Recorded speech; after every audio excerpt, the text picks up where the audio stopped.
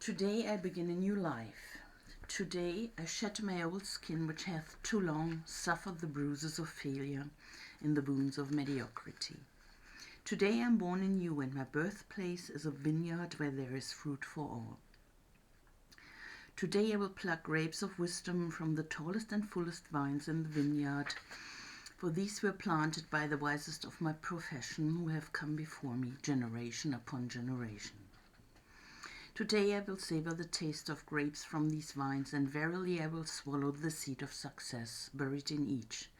A new life will sprout within me. The career I have chosen is laden with opportunity, yet it is fraught with heartbreak and despair.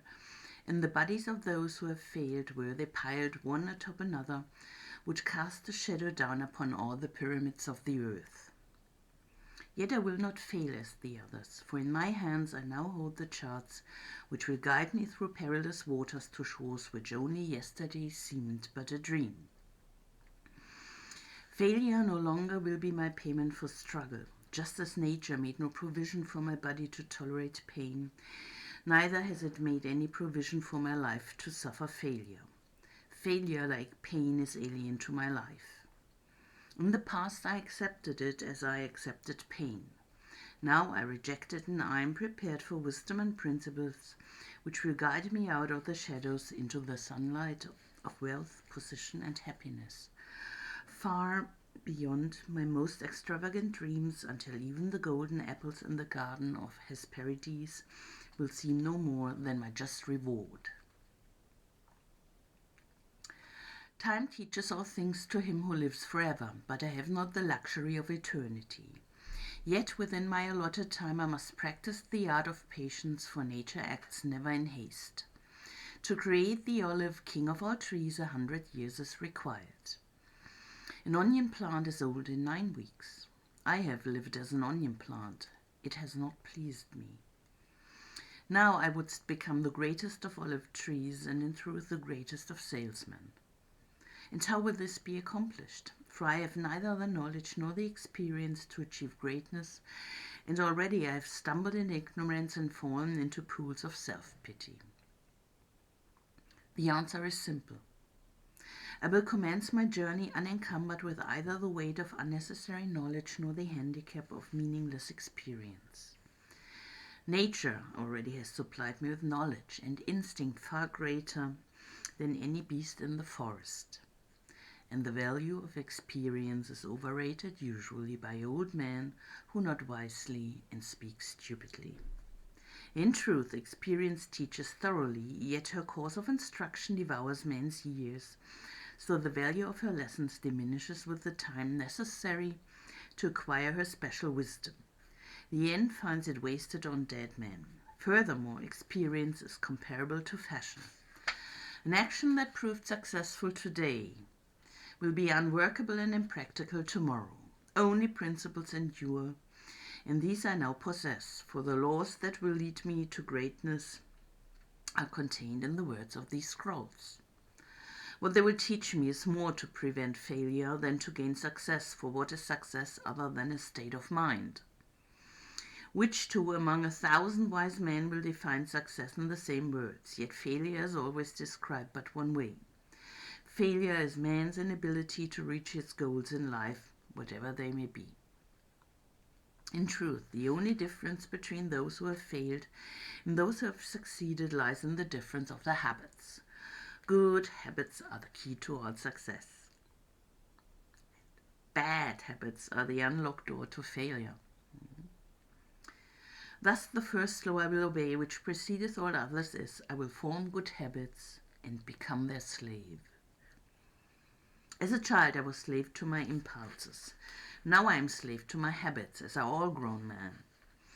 I have surrendered my free will to the years of accumulated habits, and the past deeds of my life have already marked out a path which threatens to imprison my future. My actions are ruled by appetite, passion, prejudice, greed, love, fear, environment, habit, and the worst of these tyrants is habit. Therefore, if I must be a slave to habit, let me be a slave to good habits. My bad habits must be destroyed, a new forest prepared for good seed. I will form good habits and become their slave. And how will I accomplish this difficult feat? Through these scrolls it will be done, for each scroll contains a principle which will drive a bad habit from my life and replace it with one which will bring me closer to success. For it is another of nature's laws that only a habit can subdue another habit. So in order for these written words to perform their chosen task, I must discipline myself with the first of my new habits, which is as follows.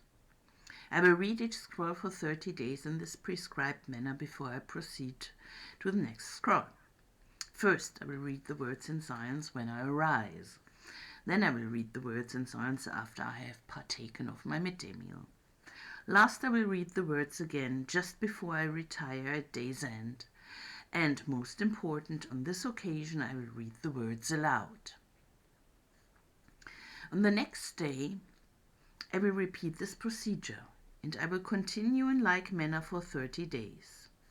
Then I will turn to the next scroll and repeat this procedure for another 30 days. I will continue in this manner until I have lived with each scroll for 30 days and my reading has become habit. And what will be accomplished with this habit? Herein lies the hidden secret of all men's accomplishments. As I repeat the words daily, they will soon become a part of my active mind. But more important, they will also seep into my other mind, that mysterious source which never sleeps, which creates my dreams, and often makes me act in ways I do not comprehend. As the words of these scrolls are consumed by my mysterious mind, I will begin to wake each morning with the vitality I've never known before. My vigor will increase, my enthusiasm will rise, my desire to meet the world will overcome every fear I once knew at sunrise, and I will be happier than I ever believed it possible to be in this world of strife and sorrow. Eventually, I will find myself reacting to all situations which confront me as I was commanded in the scrolls to react. And soon these actions and reactions will become easy to perform, for any act with practice becomes easy. Thus, a new and good habit is born, for when an act becomes easy through constant repetition, it becomes a pleasure to perform, and if it is a pleasure to perform, it is man's nature to perform it often. When I perform it often, it becomes a habit, and I become its slave. And since it is a good habit, this is my will.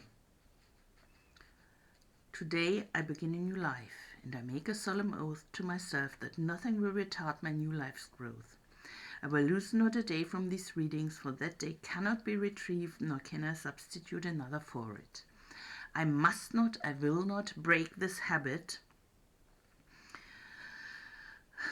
of daily reading from these scrolls, and in truth, the few moments spent each day on this new habit are but a small price to pay for the happiness and success that will be mine.